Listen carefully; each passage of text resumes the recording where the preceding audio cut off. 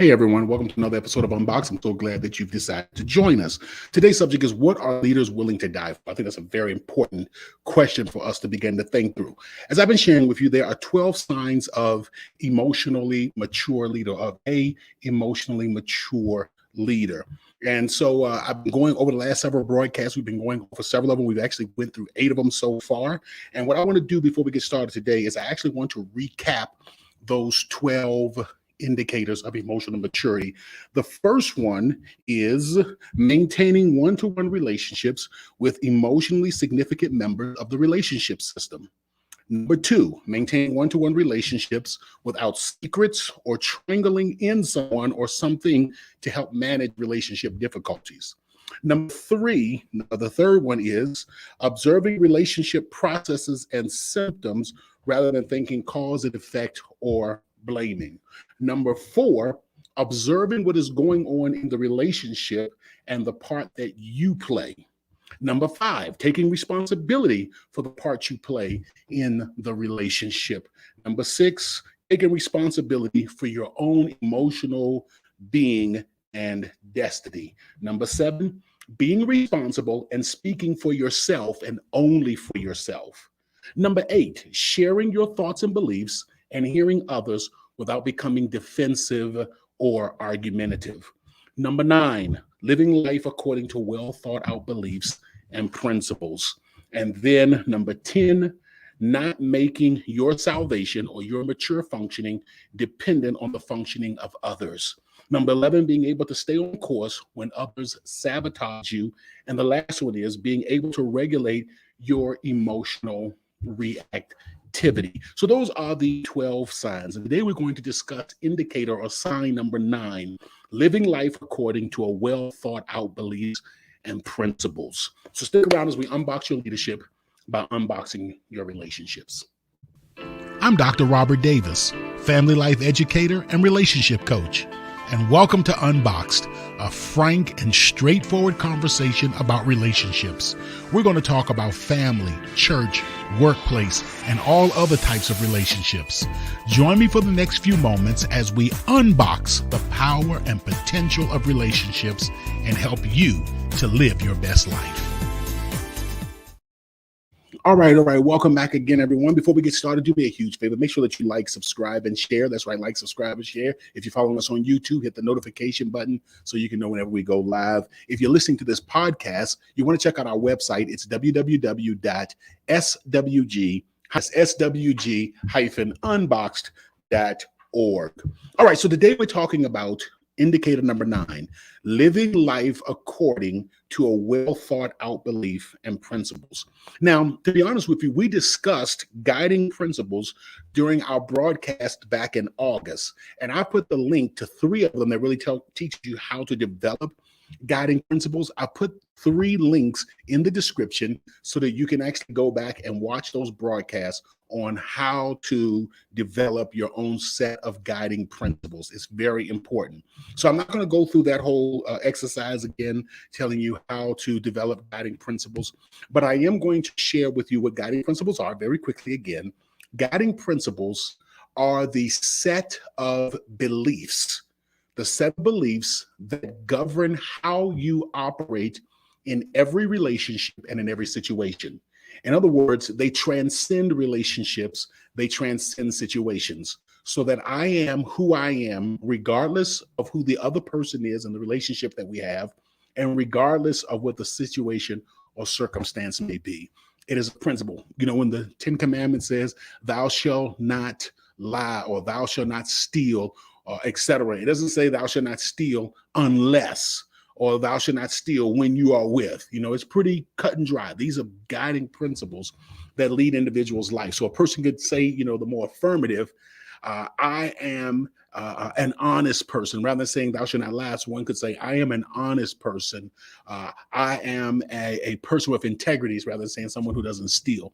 I'm a person with integrity. And so, you know, what we want to do is we want to live life according to well thought out beliefs and principles. And this is what I want to hone in on today. What are you willing to die for? But before I do that, I want to also share with us that, when we talk about guiding principles, we're talking about what I will do and what I will not do in every situation and in every circumstance, or rather in any situation and in any circumstance. This is what I will do. This is what I will not do. It's beginning to define ourselves.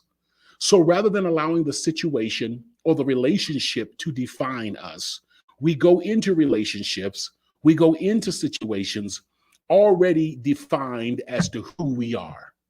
And it becomes unchangeable, like gold or silver.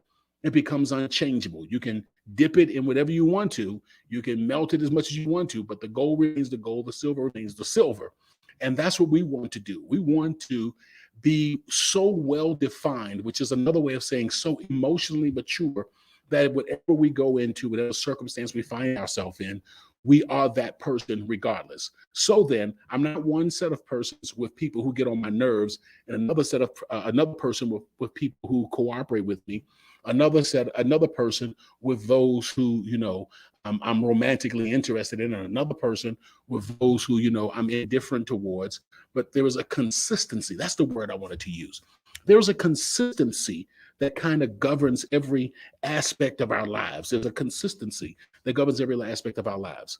And I want to kind of synthesize it down to this thought right here. What are you willing to die for? That's the big thought today. What are you willing to die for? Dr. Martin Luther King said, if a man hasn't found something he's willing to die for, then he's not fit to live. And I'm paraphrasing that. If a man hasn't found something he's willing to die for, then he's not fit to live. And Dr. King didn't invent that saying. He was repeating something that he had heard. But it's so important. As a leader, it's not just enough to go along to get along. Again, one of the challenges that I have so often with leadership books and leadership training and seminars is that they focus on techniques and strategies of governing and motivating other people, rather than focusing on the leader being authentic, the leader being genuine, the leader being their best self. And one of the things that pulls out our best self is having that something that we're willing to die for. These last few days, I have been reflecting on men like Medgar Evers and Martin Luther King and Malcolm X. And I saw something the other day. I was watching a video, and I encourage you to go watch it. It was called Hidden Colors by Tariq Nasheed, a wonderful video about, the role of the African-American and American community, et cetera, and our history and heritage and whatnot. And one of the things that he highlighted was that there was a time when the government came to Malcolm X and wanted him to begin spying on other Black leaders. They wanted him to become a snitch and an informant. And one of the things that he said, again, I'm paraphrasing, that was just so remarkable. He said, I'm not going to do anything, I'm paraphrasing, I'm not going to do anything that is going to have deleterious effect on my people. I'm not going to do anything that jeopardizes my people. That's what you call a core set of beliefs. I don't care how much money you offer me. And the thanks that the government repaid Malcolm X with? Yeah, it was a buckshot bullet to his chest.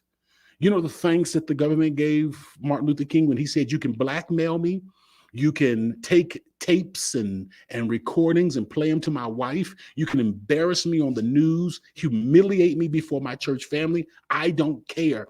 I have a destiny, a goal, something that is more important than my reputation, something that is more important than life itself.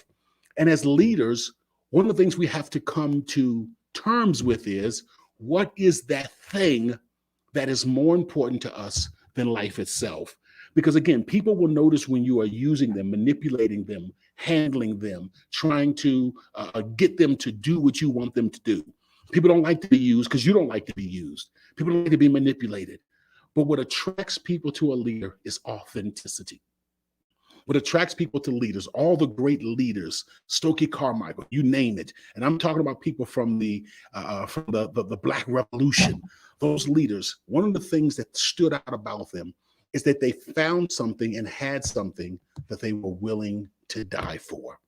That's what makes great leaders. Not great speeches, not necessarily how much they're able to hire and retain certain workers, but instead how genuine and authentic they can be. And that's how you unbox your leadership, by unboxing relationships. I'll see you next time. Seasoned with Grace, Unboxed also provides healthy relationship training and leadership development for businesses, churches, and community organizations. For a free consultation to discuss your team's needs, please contact us at our website at swg-unboxed.org. That's swg-unboxed.org.